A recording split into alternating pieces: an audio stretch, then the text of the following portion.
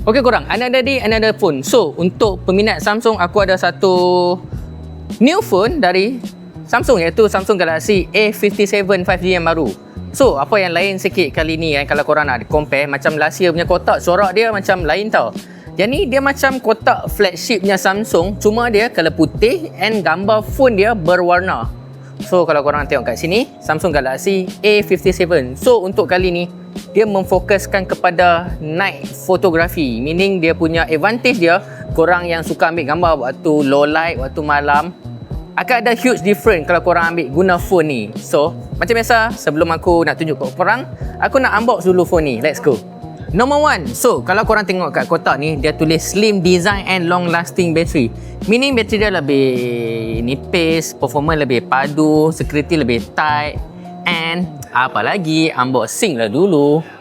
The first in Malaysia. So, korang tengok. Before aku tunjuk phone ni, aku nak tunjuk apa lagi ada kat dalam kotak. Macam biasa phone Samsung kan, selalunya korang akan dapat kotak macam ni.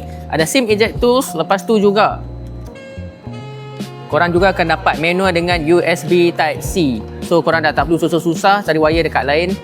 Wire masih ada. So, let's hope for the best. Akan dapat phone saja. Tapi untuk Samsung dia masih bagi wire. Cuma charging brick lah, korang kena beli sendiri kan. Tapi I beli semua orang dah ada charging brick sendiri. And ini adalah the phone itself. So, kalau korang tengok dekat-dekat, memang sangat cantik. Design dia yang berkilat. And dia punya sisi bersegi dia corak matte design. Macam sebelum ni dia bukan bersinar, dia macam berkilat tau. Untuk version kali ni dia matte. So, no fingerprint and aku suka dari segi side button ni. So, kalau korang tengok nampak sangat garang. Garang sangat-sangat. And kita ada 3 kamera. Lepas tu ini atas, ini pula bahagian bawah dia. USB Type-C, speaker, ini pula speaker. So, how was it? Macam biasa, lepas ni aku akan tunjuk kat korang macam mana result dia. So, kalau korang nak tengok lebih banyak review, lebih banyak aku cover pasal phone ni, jangan lupa subscribe, jangan follow and stay tuned for the next. What do you think?